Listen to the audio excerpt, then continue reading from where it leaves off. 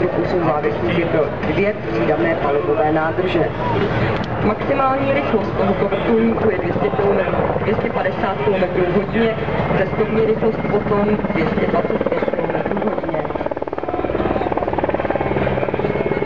Za malou chvíli uvidíte, jak tento dopravní vrtulník pomalu a jistě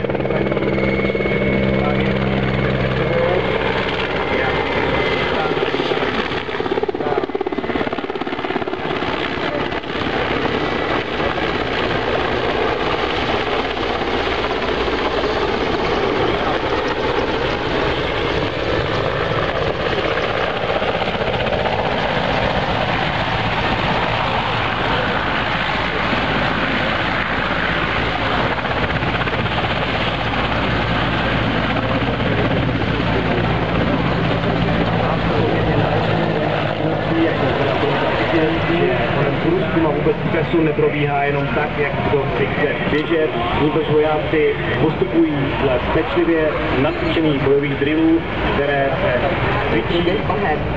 Pro zajištění prostoru taktickým výsadkem se právě v tento okamžik z vašeho pohledu zleva přibližují jednotky bílého, které tvoří hlavní síly jeho uskupení.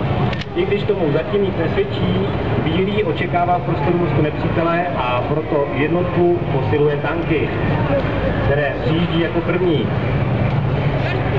Můžete v tento okamžik vidět, jak taktický průzkum, vidíte, jak si vojáci předávají rozkazy a informace.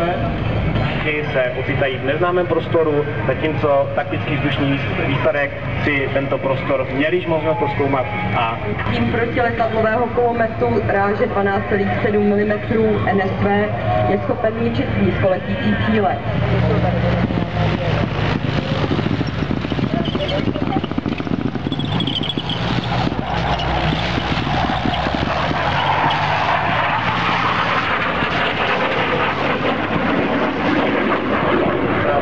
Vojáci, kteří přijíždějí, musí dostat co nejlepší informace, aby se co nejrychleji zorientovali v prostoru a v situaci a tím zabránili případným ztrátám. Vojenském velitelství Praha vznikla k 1.1.2004. Jejímu vzniku předcházela dobrovolná vojenská cvičení organizovaná armádou České republiky od roku 1999 a výcvik vojáků, kteří tvoří jádro nynější roty, a aktivně podílela na odstranění následků této přírodní katastrofy v Praze, Ústí nad Labem, Roztokách, Kralupech a dalších městech Středočeského kraje. Současná struktura roty je velení roty, 3 pěší čety, velitelská četa a četa logistického zabezpečení. Rota má celkem 150 tabulkových míst, z nichž je průběžně obsazeno 70%. Jedná se převážně o místa střelců, dále pak složitě přesouvá do prostoru mostu. Příslušníci této roty se dále aktivně zúčastní mnoha akcí na území Českého kraje.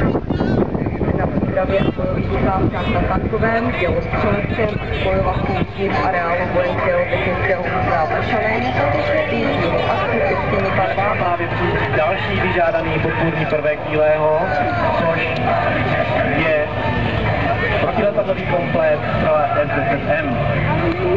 Já využiju tento prostor k představení protiletadlového kompletu 9K-32 s plovoucí podvozku, má výzkumné a útočné prostory, které střelice a červenou samovolání.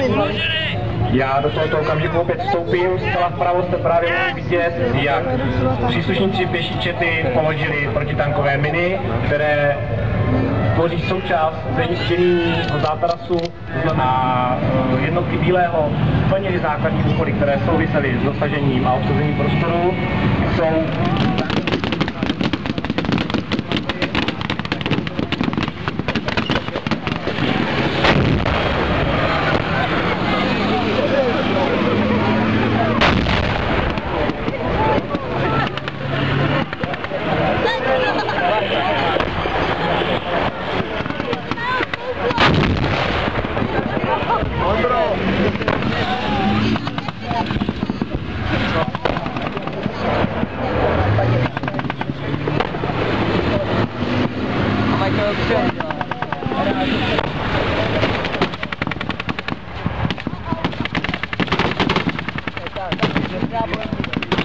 poměrně disciplinovaný.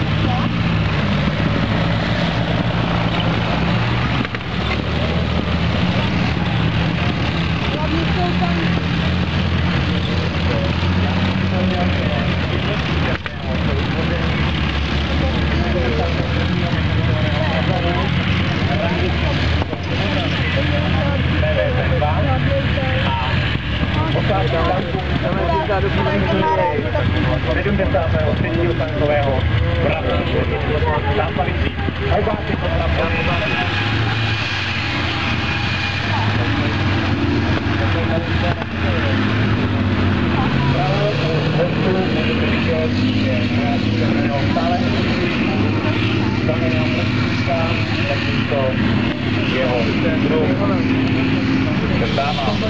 krátkého dosahu, to znamená maximální dosah do Je to přenosný raketový systém používaný.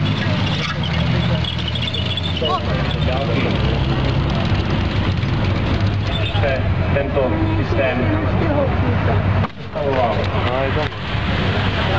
Tak jeho základní osvětlení je provedeno a i se zajatým Já jsem nechtěl to udělalo ty malé v tento moment se zdánlivě nic neděje. Já vám však již dopředu mohu říci, že chvílí se rozhodlo situaci nenechat jenom tak a jeho cílem a snahou je opět dobít moc.